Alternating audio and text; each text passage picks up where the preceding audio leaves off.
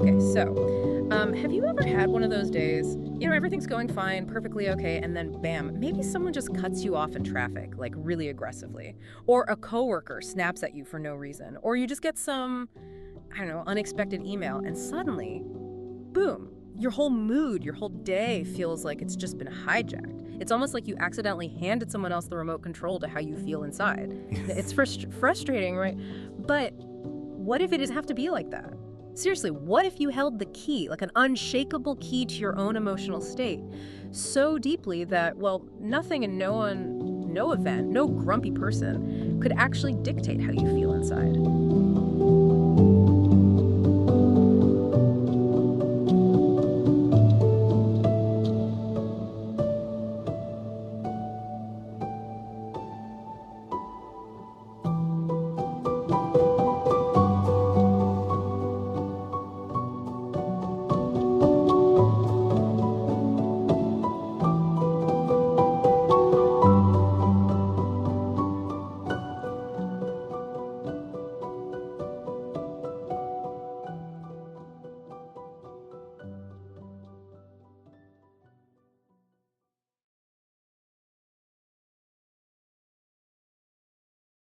Exactly what we're digging into today. It's this idea, this capability often called emotional maturity.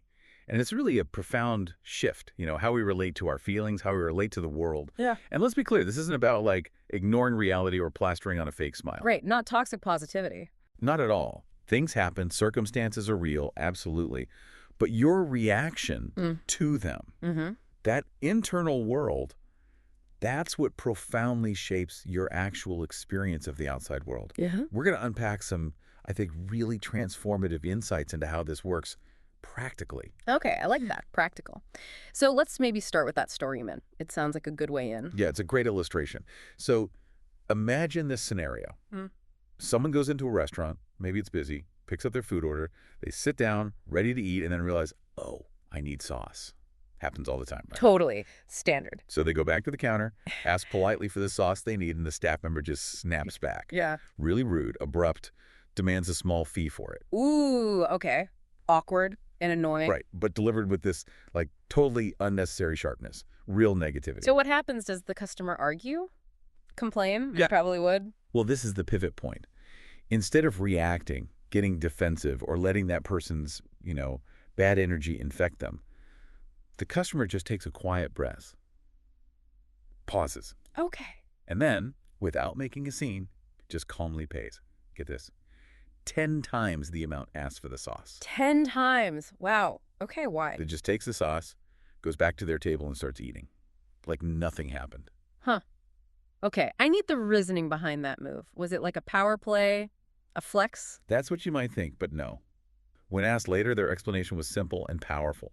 It was basically an internal statement. You don't get to decide the energy I live in. Your bitterness doesn't make me bitter. Your bad mood doesn't ruin my day. Wow. Okay, so it wasn't about the money or the sauce at all. Not really. It was a conscious choice, an act of protecting their own internal state, their peace. That really hits home. That's the core of it, isn't it? That's the bedrock of emotional maturity, exactly. It's truly getting and living this idea. My feelings are my responsibility. My feelings, my responsibility. Yeah, and it sounds simple, maybe even a bit cliche. But when you really grasp it, live it, it starts to change your default settings. How you react to all the stuff life throws at you. It shifts where you feel your control comes from inside, not outside. Okay, so if that's the mature way, the responsible way, let's talk about the opposite, the maybe more common way, the perspective where we do feel like outside stuff controls us, what you called externally dependent. Right. Look, we all fall into this sometimes. It's very human. It's believing, genuinely believing, that the world, events, other people, they are the ones dictating how we feel. Like we're just sort of receiving emotions from the outside. Exactly. You hear it all the time. You made me angry. My boss makes me feel small. My partner makes me feel unloved. Yeah, those phrases are super common. Incredibly common. But think about how disempowering that is.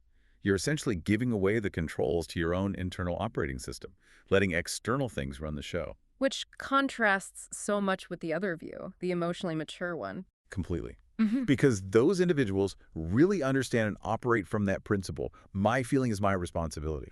They are actively, whether they realize it consciously or not, deciding their emotional state. It's an internal choice. Always an internal choice. They decide what feeling they inhabit, and then they sort of broadcast that feeling out into their world. Which leads perfectly into that analogy you brought up, the ancient wisdom one. Ah, yes, the mountain. It's such a potent image.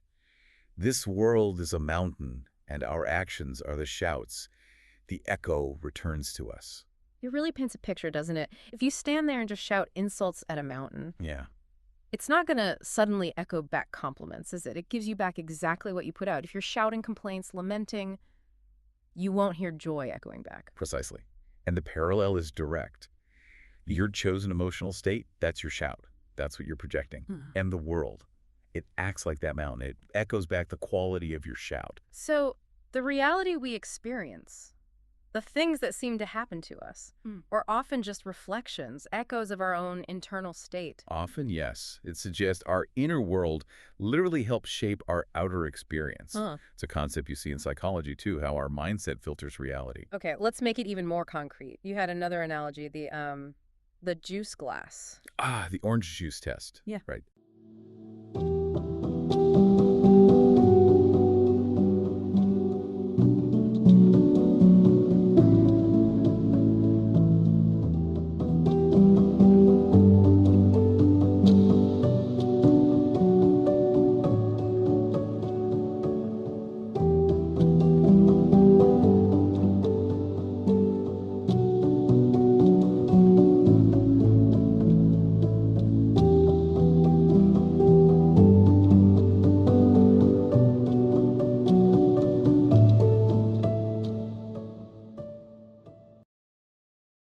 Simple but effective. Imagine you're holding a glass. It's full of orange juice. Okay, got it, OJ. Now, someone bumps into you, maybe just accidentally jostles your arm. What spills out of the glass? Orange juice, obvious. Exactly. If the glass was full of milk, milk would spill. If it was water, water would spill. It's always what's already inside. Right, so the bump didn't create the orange juice, it just revealed it. Precisely. What's inside you is what comes out when an external event provides the trigger, the bump. Your feelings, your reactions, they are always the result of what's already inside your perspectives, your beliefs, your habitual emotional patterns. The external event is just the catalyst. And, crucially, if you're not consciously choosing what's inside, if you're not aware of this whole process, Then your subconscious takes over. Your automatic thought patterns, your conditioning there, they make the decision for you. okay. That explains why sometimes people genuinely say, I don't know why I feel this way. Or they blame something totally random. Exactly. They might feel angry or down and not connected to their own internal state, their own perspective. But really, it's your perspective, your interpretation of the world that generates the feeling, not the world itself, directly. That's huge. Because it means you can change the feeling by changing the perspective. That's the power of it. Reframing. Choosing a different internal juice. And thinking about relationships. This must change everything. Profoundly. Once you truly grasp this, truly integrate it, you naturally stop blaming other people for how you feel. The whole dynamic shifts, right, from pointing fingers outward to looking inward. Completely. It moves from external blame to internal accountability. So wait, does this mean you can't actually say things like, my partner made me feel small, or my boss made me angry? Those phrases become inaccurate. From this perspective, yes. Yeah. They become inaccurate descriptions of reality. Because no one can make you feel anything without your internal participation. No one can belittle you without your consent. No one can make you feel inferior without your cooperation. I've heard those ideas before, but framed this way. It's incredibly liberating, isn't it? It puts the power squarely back in your hands. You're not a puppet. You hold the ultimate authority over your own emotional experience. It is liberating, but it also shines a light on something else we do.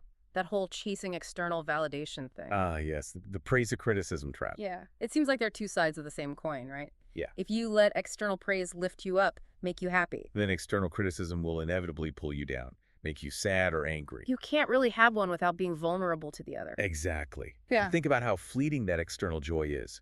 If someone's praise makes you happy today, what about tomorrow? You need them to praise you again. Right. You become dependent.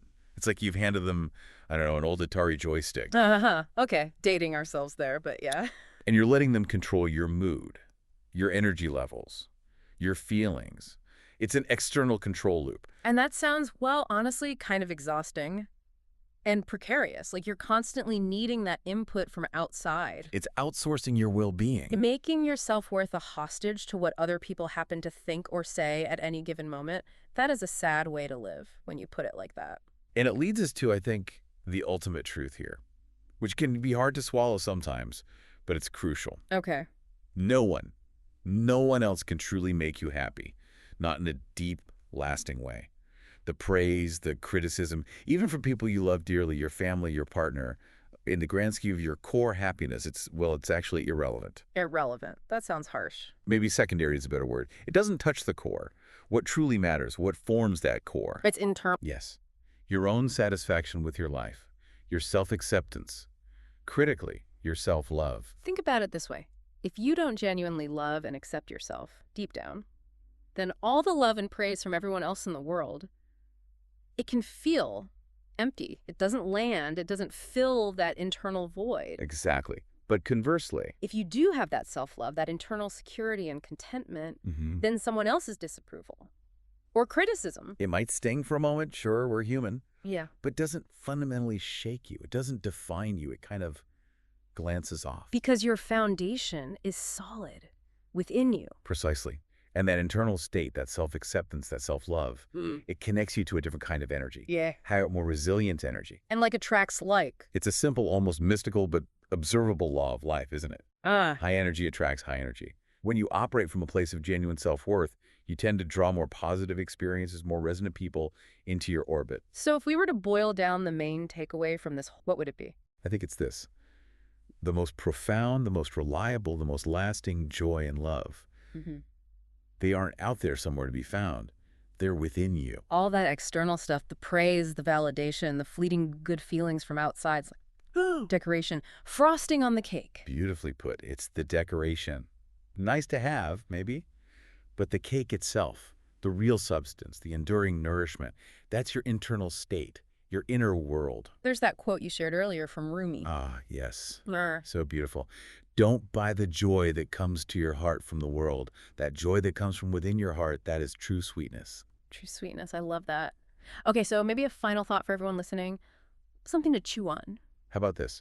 The next time someone praises you, maybe tells you how great you look or how smart you are or what a good job you did, pause for a second and ask yourself honestly, did I actually change because of that comment? Did I suddenly become more beautiful or more intelligent? Or did it just feel good because it scratched an itch? That need for external validation. Exactly. Did it just give me like a tiny drop of water? When the real ocean, everything I truly need is already right here inside me. Wow. That's a powerful reflection, a challenge almost. It is. So maybe the invitation is just to reflect on that, to start noticing, and to begin consciously choosing your emotional state, knowing that true fulfillment, that true sweetness, it grows from within. That's where the real journey is, inside.